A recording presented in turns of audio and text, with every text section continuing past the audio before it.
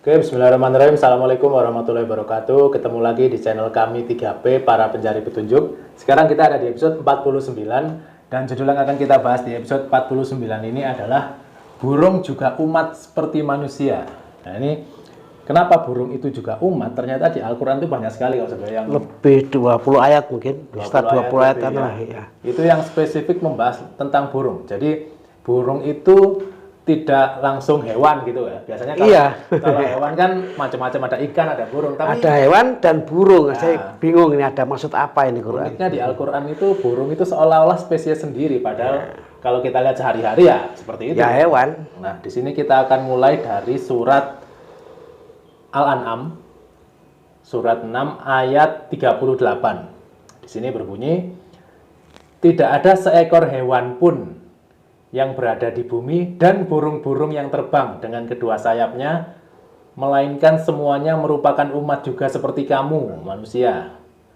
Tidak ada sesuatu pun yang kami luputkan di dalam kitab, kemudian kepada Tuhannya mereka dikumpulkan. Ini unik sekali, tidak ada seekor hewan pun dan burung-burung. Seekor hewan pun. Juga terangkan lagi, tambah lagi, tidak kami luputkan. Ya. Itu kira-kira seperti apa penjelasannya? Pasti adalah makhluk yang spesial ya. Dia betulnya dalam pandangan kita hewan, tapi faktanya kenapa dibedakan? Ada hewan dan burung-burung. Terus dia juga ada umat sekitar seperti kamu. Nah, masih samakan juga. Terus sekitar 20 ayat membicarakan burung ya. Termasuk yang mengilhami manusia dikubur mayatnya itu burung ya, itu Qabil. Terus Nabi Nuh juga butuh burung ya, ada hubungan dengan burung. Nabi Ibrahim waktu diuji juga burungnya dipotong-potong itu ya, terus hidup lagi. Nabi Isa juga dengan burung. Nabi Sulaiman, Nabi Daud berhubungan dengan burung. Terus juga Nabi Yusuf mimpi berhubungan dengan burung. Sampai menjelang kelahiran Nabi Muhammad ya, itu juga ada peristiwa burung ababil. Dan entah mungkin masih ada lagi atau tidak, saya kurang tahu. Tapi ini menunjukkan bahwa istimewanya burung dalam Quran itu istimewa. Sampai-sampai dibedakan dengan hewan-hewan yang lain gitu. Kemudian kita akan bahas ayat selanjutnya. Jadi dari satu ayat saja sudah tersirat kalau burung ini ternyata spesial daripada hewan-hewan lain. Iya, spesial. Kemudian di surat lain ada di surat An-Nahl, surat 16 ayat 79. Di sini berbunyi, tidaklah mereka memperhatikan burung-burung yang dapat terbang di angkasa dengan mudah. Wah, ini lagi disuruh perhatikan kita. Harus kita bedahi. Tidak ada yang menahannya selain Allah. Tidak ada yang menahannya selain Allah, tapi sekarang burung sama manusia ditahan. Iya. Sesungguhnya pada yang demikian itu benar-benar tanda-tanda kebesaran Allah bagi kaum yang beriman. Nah, jadi di sini kaum-kaum yang beriman itu harusnya memperhatikan burung-burung yang terbang di angkasa dengan mudah. Tapi faktanya seperti apa, Mas? Kalau Iya, ini ada kesan khusus dari Quran ya, bahwa kita harus memperhatikan burung. Perhatikan, dalam keadaan burung itu jangan disangkar. Justru barokahnya atau ilmunya atau manfaatnya burung itu ketika dia terbang bebas bisa mengepaknya sayap. Kalau dia taruh sangkar, kita nggak mendapat manfaat. Bahkan mungkin dia dapat dosa karena ada sekian ayat tentang burung, semuanya menunjukkan keadaan bebas dan ada manfaatnya. Banyak nabi yang termanfaatkan oleh burung yang bebas tadi. Awal mulanya dari mana, Mas? Kalau burung dalam sangkar itu awal mulanya? Setahu saya itu kan kebiasaan orang Cina yang ditiru di Indonesia ya dulu ya, tahun-tahun abad kapan itu ya. Dari Kaisar, terus masyarakat Cina yang pindah ke Indonesia jadi warga negara sini berdagang berapa abad ya. Dia mulai memelihara burung dengan disangka dan sebagainya. Mungkin dulu itu simbol kekuatan. Iya, mungkin dari kalangan Cina, orang Cina sana itu simbol, ya kayak zaman sekarang ikan arowana atau apa, hanya simbol kekayaan, ya gitulah. Padahal para nabi pun nggak ada yang memberi sangkar, nggak ada. Quran pun beri kesan jangan, justru ini istimewa. Istimewanya tuh harus kalau dia ada terbang mengepakkan sayap. Lah kalau dalam sangkar mana mungkin mengepakkan sayap gitu loh. Bahkan Qabil pun diajari oleh burung. Iya, kita dikubur mayat itu kan ilmunya dari burung terus terang, bukan dari nabi tapi dari burung. Ada apa ini burung ini gitu. Kemudian kalau tadi sudah sempat disinggung, Nabi Nuh juga waktu banjir bandang menemukan daratan itu ada burung yang Burung. datang ke kapalnya, kemudian dilihat kakinya ada lumpur. Lumpur, ya. Dari situ bisa tahu oh Ada ternyata daratan.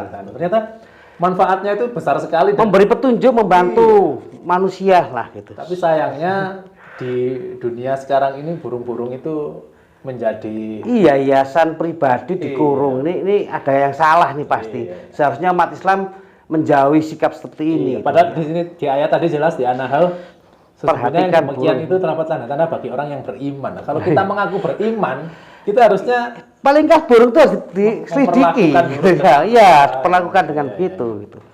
kemudian kita bahas lagi Kak Sob. Di sini ada yang unik sekali di surat Al-Hajj surat 22 ayat 31. Beribadalah dengan ikhlas kepada Allah tanpa mempersekutukannya. Siapa yang mempersekutukan Allah seakan-akan dia jatuh dari langit lalu disambar oleh burung atau diterbangkan oleh angin ke tempat yang jauh. Lagi-lagi Iya.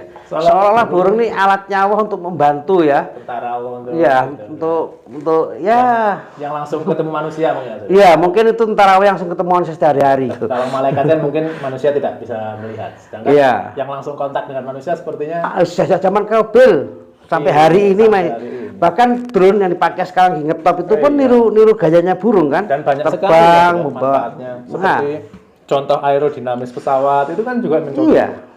Tentunya kalau kita biarkan bebas ada banyak manfaat lain yang kita belum tahu saat ini. Kemudian yang nyambung sama Al-Hajj ini surat itu, surat Al-Fil kalau sudah, yang ada burung Nah, juga menghalau orang jahat ya.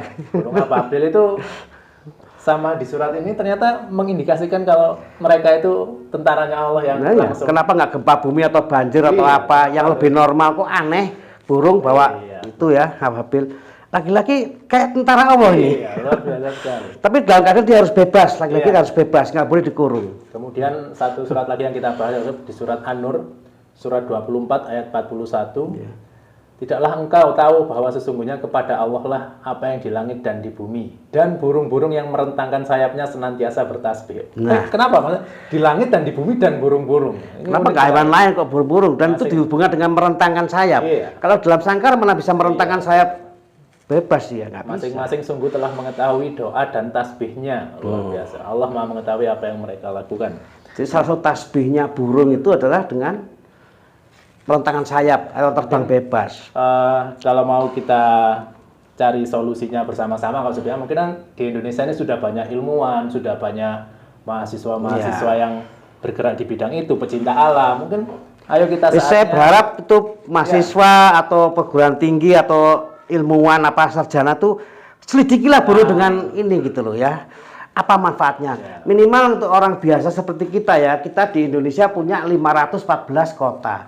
Seandainya umat Islam melalui ormas atau melalui orang kaya atau gimana, bikinlah taman 1-2 hektar, ada masjid, ada penginapan, ada ruko untuk mereka yang masih nganggur ya, bisa di ruko itu.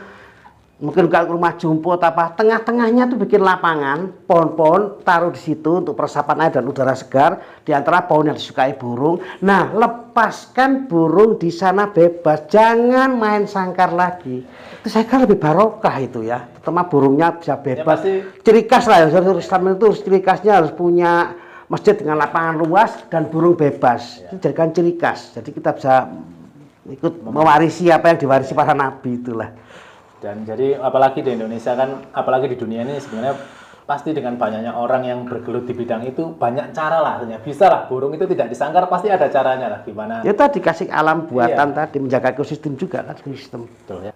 Dan mungkin kalau kita hanya sekedar ngaji tapi tidak tahu artinya, kita nggak akan tahu. Ini petunjuk harus dilaksanakan kok. Nggak mungkin lah Allah lalai sampai lebih ya sekitar 20 ayat bicara tentang burung. Nggak. Hampir sejak kecil sampai sekarang saya jarang pernah dengar ceramah tentang burung atau pelajaran agama di sekolah tentang nggak tahu, hilang itu saja gitu. Padahal di Quran sudah 20 dan sekian nabi yang terlibat itu. Luar biasa. Ya semoga kedepannya generasi Islam selanjutnya bisa menemukan solusi-solusi. Ya. Jadi sebenarnya bayangkan burung ini diciptakan dengan 2 sayap, tapi manusia mengekangnya dan mereka bangga dengan itu. Repot. Padahal di Al-Quran sendiri kalau kita beriman ya sudah. Insya Allah kalau kita orang Indonesia, Muslim Indonesia ini membebaskan burung sebanyak mungkin, keberkahan itu akan kita temukan yang nggak kita perhitungkan lagi, itu bisa keluar semua. Karena Al-Quran sendiri ya. Justru mungkin banyak bencana atau apa, salah satu diantaranya burung kita karung, kita jual, kita bangga-banggakan. Sesuatu yang nggak ada dalam contoh dalam Quran gitu. Kira-kira seperti itu. Kritik saran juga kami perlukan. Mungkin tema apa yang akan kita bahas, silakan request. Kalau kita mampu, insya Allah kita akan bahas. Kurang lebihnya mohon maaf. Untuk episode ini cukup saya kira. Ya, terima kasih. Kami akhiri. Assalamualaikum warahmatullahi wabarakatuh.